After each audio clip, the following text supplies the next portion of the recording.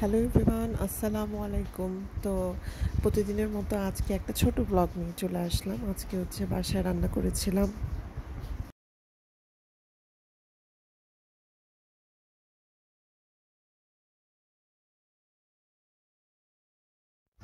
লাল শাকটা। হচ্ছে প্রথমে আমি ভালো করে ধুয়ে নিয়েছি, কেটে তারপর হচ্ছে পেঁয়াজ, কাঁচামরিচ আর রসুন কুচি করে তা খুবই ভালো করে লাল করে একটু ভেজে নিয়ে দেন হচ্ছে লাল শাকটা দিয়ে দিয়েছি।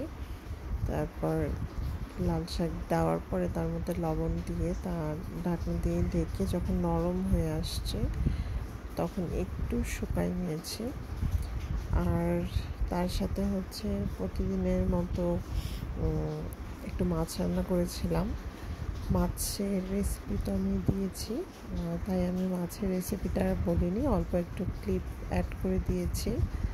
আর একটু বৃষ্টির দিন ছিল, তো ভাতের সাথে হচ্ছে বড়া খেতে ভালো লাগে, মানে আমার বাসার সবাই পছন্দ করে, তাই হচ্ছে বড়া মেখে তা হচ্ছে অল্প করে ভেজে নিয়েছিলাম।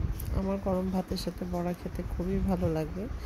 তো আমার মতো কোন কোন আপুরা আছো যারা বড়া খেতে পছন্দ করো, আর অল্প একটু সবজি মাখানো সব মিলাই। আসসালামু আলাইকুম।